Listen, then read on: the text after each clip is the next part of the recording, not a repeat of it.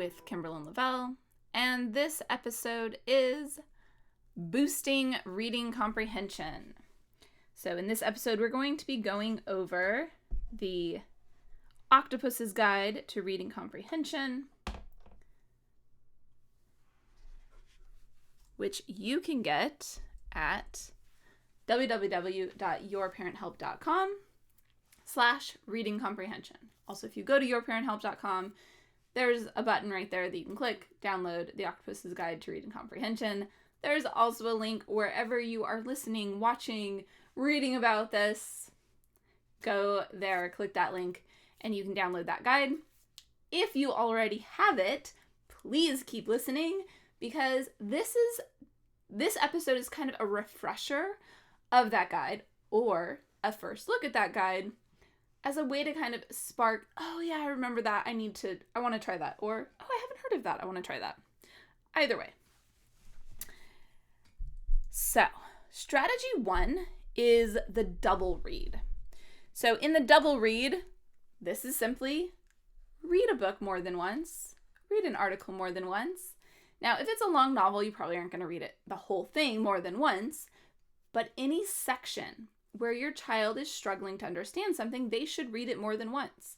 When you're reading something, you will naturally, because you want to understand what you're reading, go back and reread anything you didn't understand, right? Well, some of our kids get this mindset of, I need to read it.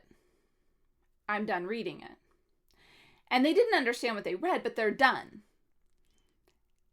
But until they understand what they've read, they're not actually done. And they need to really grasp that and understand that and own that.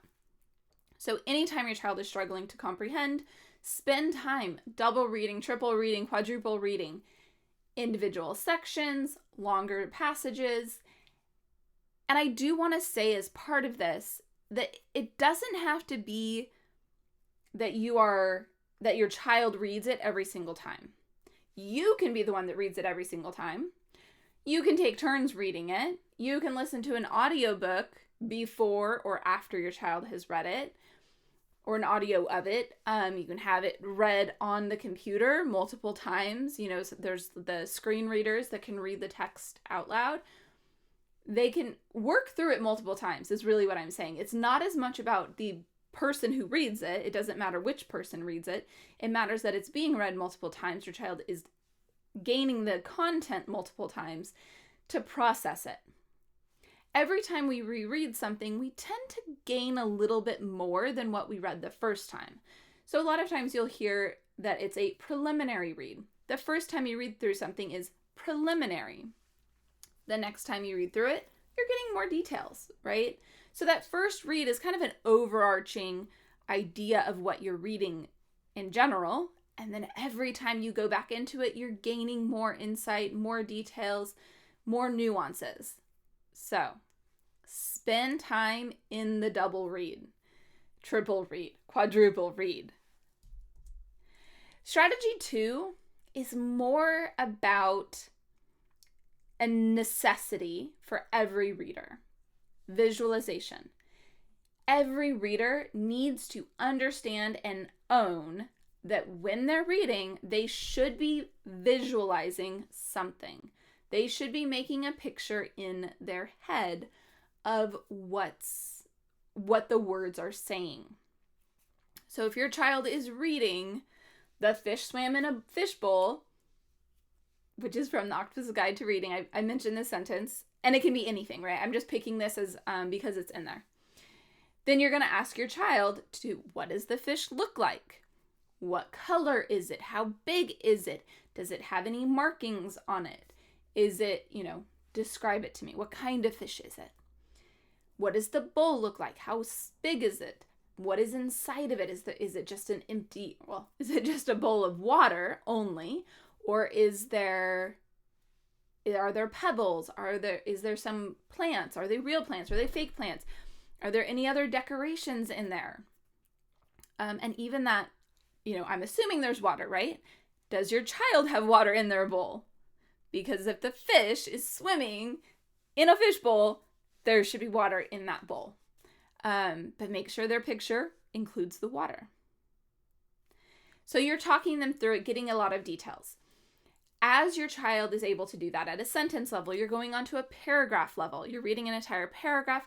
Tell me about the paragraph. What does it look like? What does it smell like? What does it feel like? What do you get from this place, right? This whatever. And you can be selective about what paragraphs you might want to practice this with. But practicing, talking it through. Then it can be longer passages that you're talking about it at the end, this visualization. This strategy also comes up a couple more times in The Octopus's Guide to Reading, some other strategies. So listen for that. It's going to be coming up again. Strategy 3 is to connect. Again, this is a basic understanding of how comprehension works. It is also necessary. The more we can connect what we're reading to other information, the more neural pathways we have there to understand what is happening, right? So the fish swam in a fishbowl. Oh, do you remember the time we went to the aquarium? So you're activating background knowledge. Do you remember all the fish? What kind of fish do you think would be in this fishbowl? Would the giant sea bass have fit into a fishbowl? Oh, no, not really. That'd be a really big bowl, right? Kind of talking that through, having that conversation. But the damsel, she might fit in that fish. It might fit in a smaller fishbowl. So you can be talking through those concepts and ideas. And even further, right? Well, a damsel's a saltwater and wouldn't work so well in just a fish bowl. It would need the aquarium so that it has all the flowing water. You can get into a lot of details and have these conversations, those connections. If your child has no background knowledge of fish, you need to provide them some more knowledge, something to connect to. So, and even if your child does have background knowledge, it won't hurt to provide more. Books about fish, movies about fish, videos, pictures of fish on the phone, the computer, in books, games about fish, or whatever the topic is, right? Going places, going on a field trip to the fish store, to the aquarium, to the pond, to wherever, to make more connections to that text so that they have a better idea of what's really happening and they can understand it so much better. And we all know this to be true. When we study something, the one that always comes up to me is geography. I could study geography well enough to pass a test, but I didn't really know where anything was unless I had been there. And then it was all those connections, it had ownership, right? I knew where that place was now that I had been there. So next strategy. Strategy 4 is child-led choices. So this is kind of bringing in that motivation aspect. And this is a strategy that can apply to all of the other strategies. When your child has a choice about what they're reading, they're going to be more motivated to read it. They'll also probably have more to connect to because it might be built on background knowledge and interest that they have. So they've got a lot to connect to. It's going to be easier for them to comprehend, which is going to be easier for them to visualize. They won't need to read it as many times, but it will still be good to read it multiple times, and they enjoy it, so they might want to read it multiple times, right? We've all had the toddler who comes up to us and asks us to read the same book hundreds of times, and they are gaining something from doing that, so go toddlers.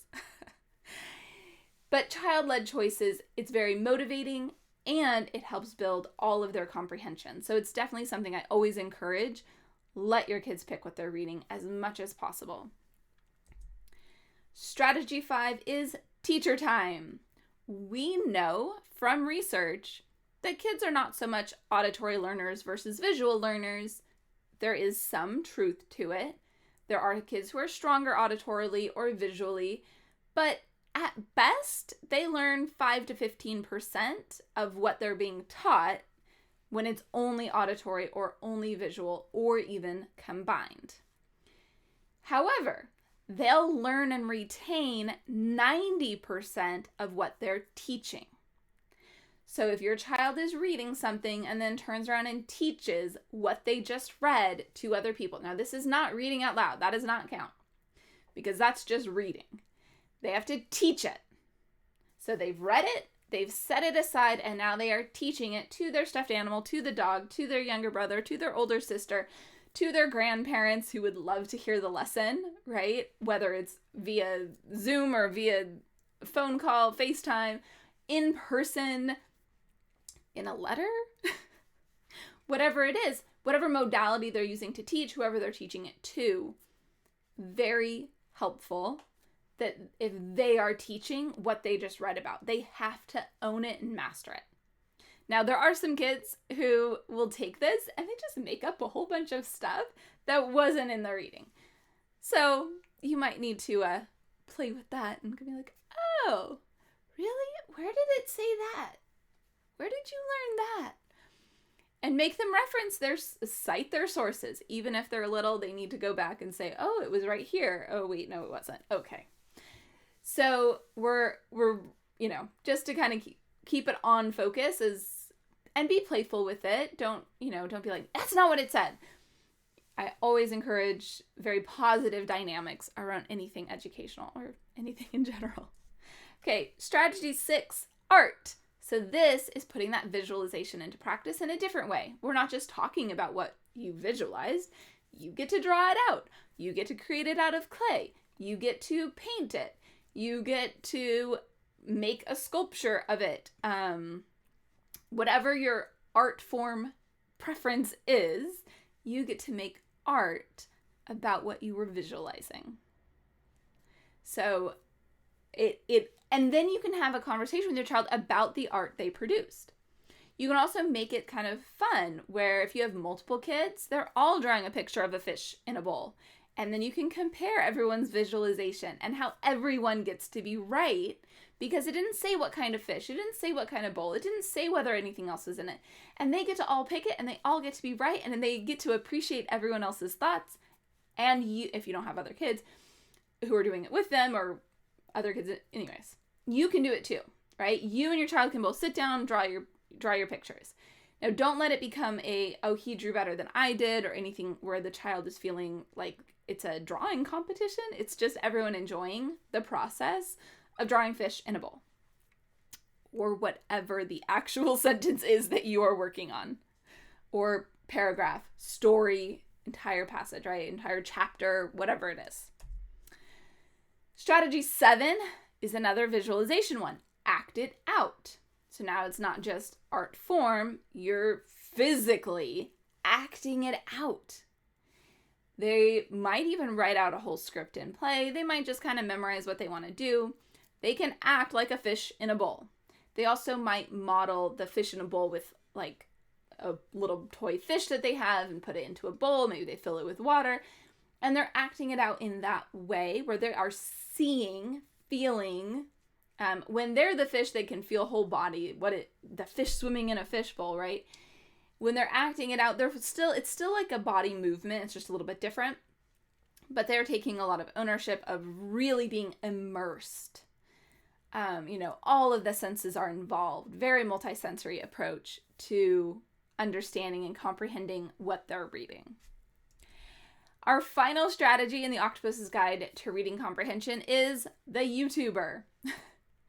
Now, most kids love YouTube videos. They like even those streaming videos, which I have to say I don't completely understand, but where they're watching someone else play a video game, they're watching someone else open a present and what's inside of it, or purchase or whatever, and they like it. So have them do their own YouTube channel of what they've read and explaining the book or the passage or whatever it is. They've got their own YouTube channel. Now, you can actually set up a YouTube channel for your child. It's free. It's not horribly complicated, and your child probably could figure it out themselves pretty well, especially if they're a little bit older. But you don't have to.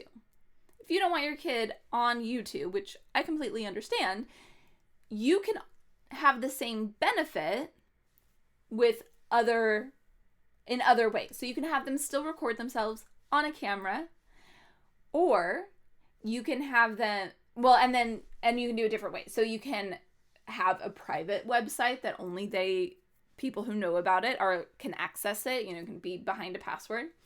It can be emailed to relatives, or it can just stay local on your computer or your iPad or wherever it was recorded, phone even, wherever it is. It can just stay on that device and just shared with whoever is looking at it on that device. So just because they're a YouTuber doesn't mean that they actually are on YouTube, if you're not comfortable with that.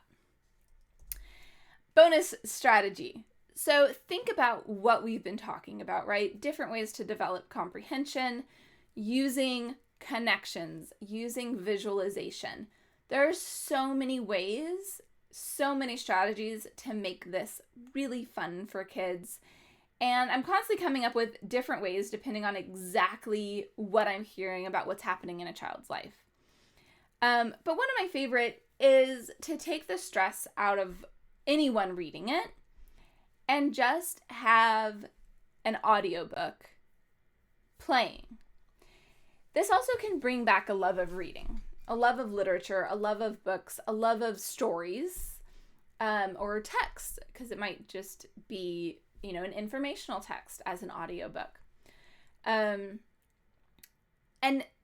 so you're listening to an audiobook and you're having a conversation afterwards about what was in it and what they learned from it and what they liked about it, what they were picturing when it happened, and, I want to draw about it, I want to, whatever, kind of. And a lot of times it's coming from you modeling it. Like when I'm saying I want to draw about it, that's not coming from your child, it's coming from you. I want to draw what I think it looked like when Martin did that.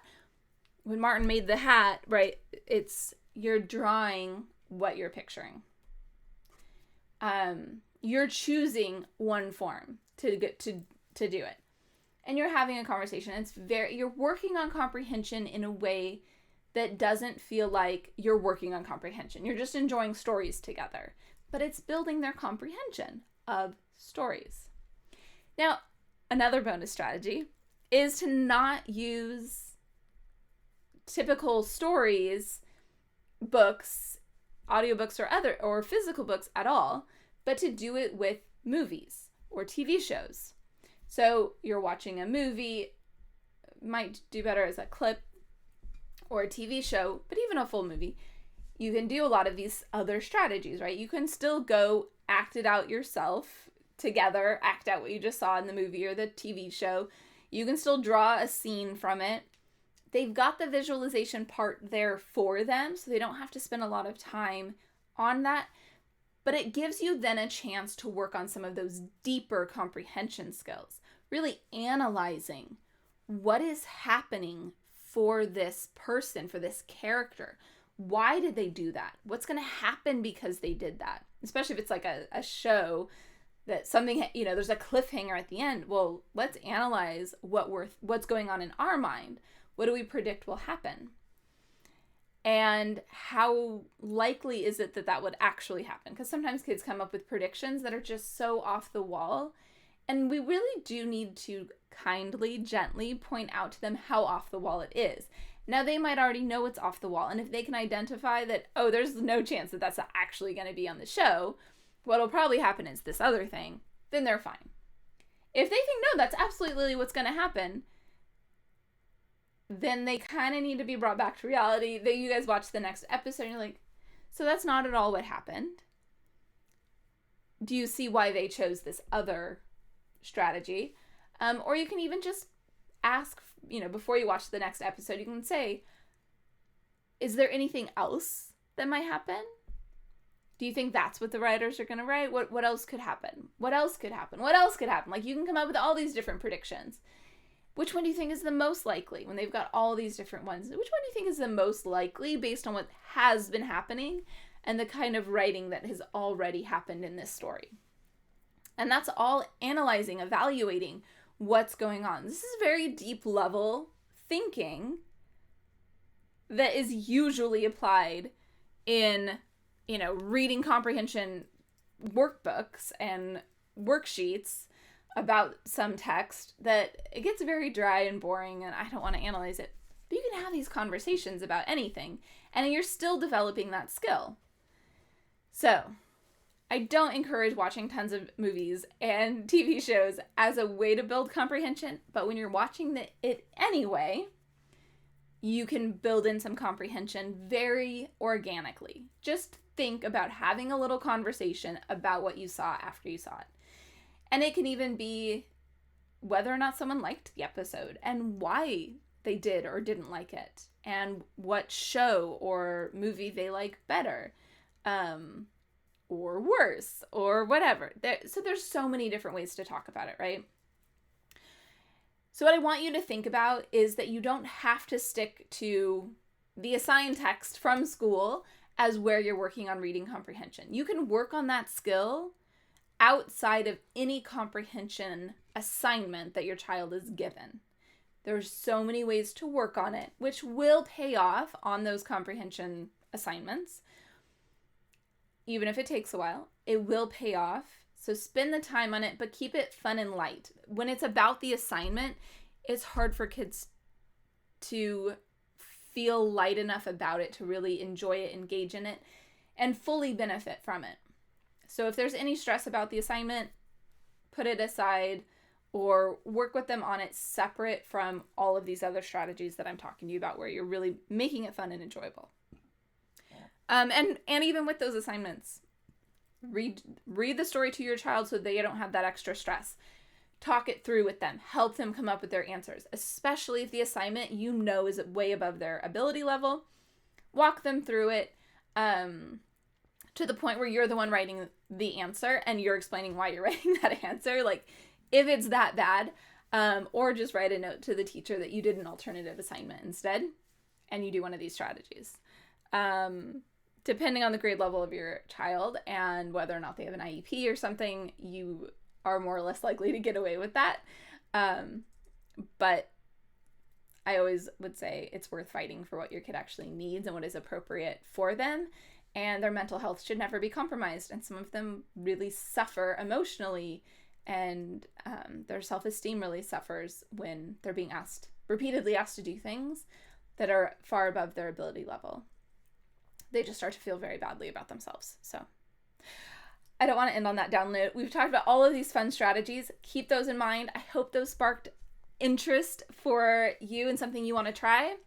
So keep in mind that reading comprehension can be improved through fun and free strategies. Remember that your library has a beautiful plethora of books that you can enjoy. Many libraries also provide access to audiobooks for free. You can listen to things, you can read things, there's so much. And you can do all of these strategies 100% free paired with the library. And the school has a library too, right? So fun, free ways to really help your child's reading comprehension. So again, you can get these strategies all laid out for you in a beautiful PDF that goes through each one, has links to videos for each one. www.yourparenthelp.com/reading comprehension, all smashed together. Enjoy. I can't wait to hear from you.